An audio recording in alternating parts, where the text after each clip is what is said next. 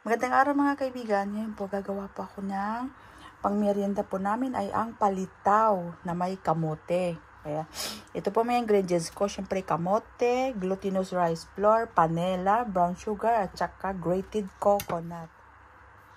Ayan, balatan ko lang po ito. Kamote natin at ilaga natin ha. Napakasimple po ng pangmerienda ngayon. Ilaga ko lang ito at i-smash at ihalo sa glutinous rice flour. Ayan, ilaga ko na po ito para lalambot lang siya.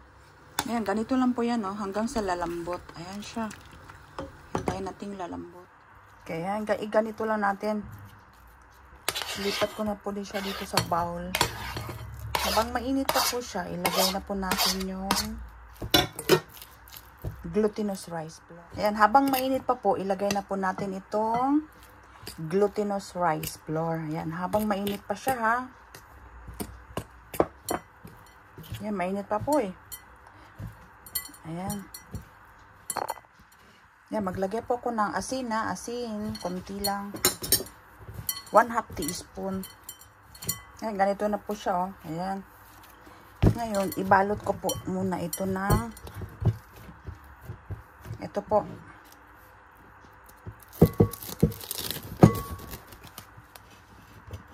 Ito po yung siya panela. Meron pong malalaking ganito.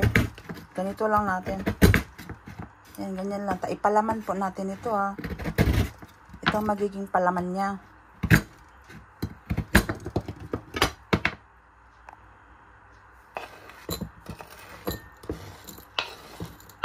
Ayan na siya. Naging ano na siya. Huwag na masyadong pino. Kasi natutunaw po ito eh. Ayan, ayan siya Ganito yan siya. Ayan. Yan, mag-ano na po ako, magbilog na po ako. Aber, lagay ko lang siya dito.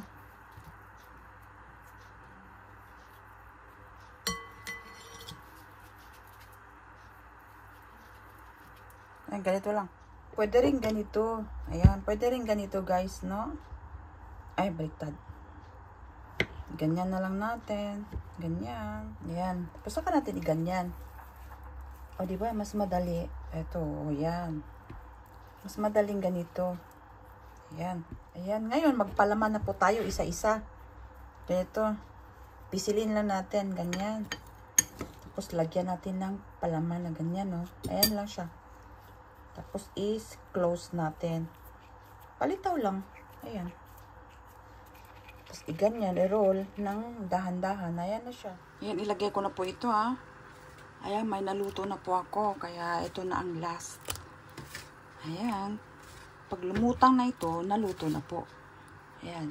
Ito, may naluto na ako. Ayan na siya. Ayan ang itsura niya. Ito na po, lumutang na po siya. Luto na po ito Ganyan.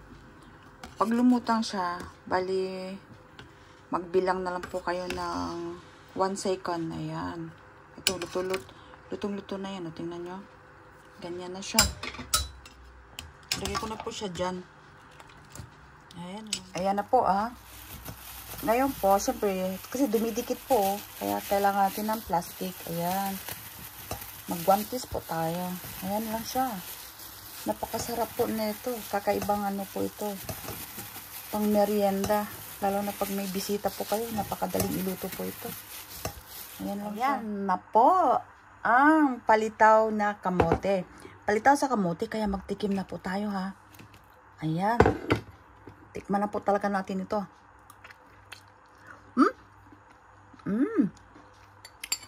Sarap yung ano niya. Tingnan yung asukal niya Yan, tumutulo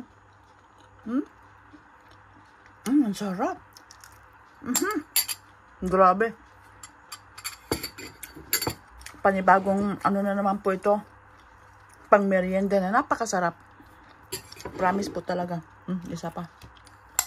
Tingnan nyo Ayan, slicing ko na lang sa tinidor para makita nyo. Tingnan nyo. Ayan yung laman niya. Ayan siya. Ayan siya. Kaya yan ang napakasarap. Kaya maraming salamat po mga kaibigan sa panonood niyo po sa video ko ngayon at sa recipe ko ngayon palitaw sa kamote or kamote sa palitaw. Kaya maraming salamat po mga kaibigan. God bless po sa ating lahat at enjoy cooking lang po tayo mga kaibigan. Bye-bye!